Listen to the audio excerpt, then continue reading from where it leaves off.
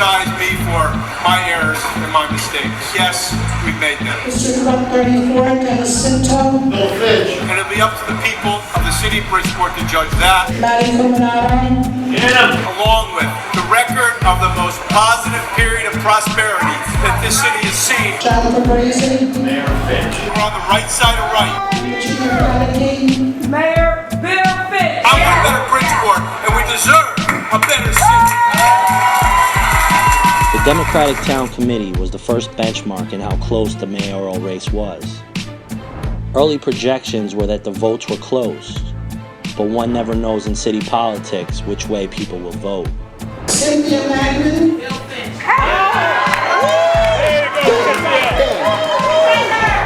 We're one short and then a couple went the other way, obviously. When the vote came down, incumbent Mayor Bill Finch had secured the nomination, but it was close. We came up short. I will tell you, although we didn't have more votes, I'm just overwhelmed by the amount of support that we had, not only at the tables, but in the room. 7 years ago, I left the race for mayor in order to support Bill Finch. It was the biggest political mistake of my life.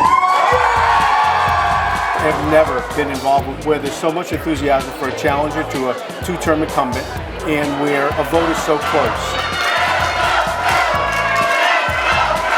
If I was on the other side of this as a sitting incumbent, I would be somewhat defeated. It's the same thing tomorrow morning for both sides. I look forward to taking on the challenge of moving this city forward again. After the vote, candidates who want to run in the primary September 16th need to secure 2,000 signatures from registered Democratic voters. Ganim hit the streets right away.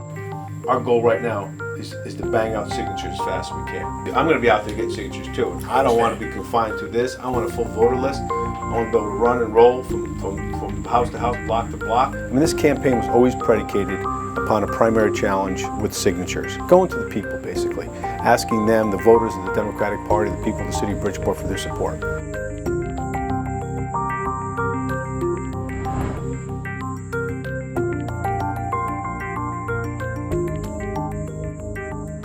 In the lead up to the town committee, Mayor Bill Finch and Adam Wood decided to launch a website, thetruthaboutjoeganim.com.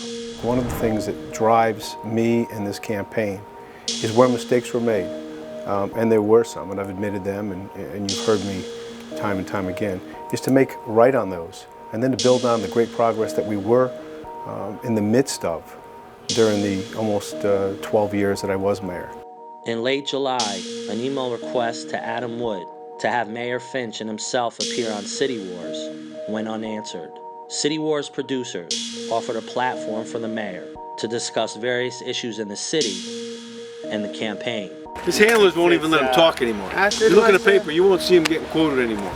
When I call the city hall, every single person that I speak up doesn't live in Bridgeport.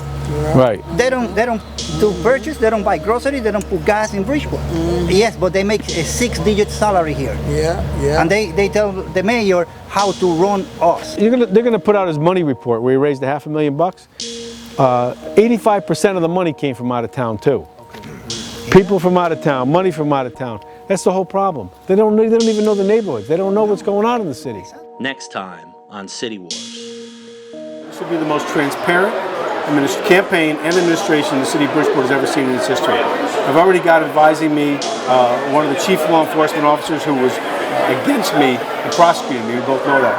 I've had the backing, wholehearted backing of law enforcement.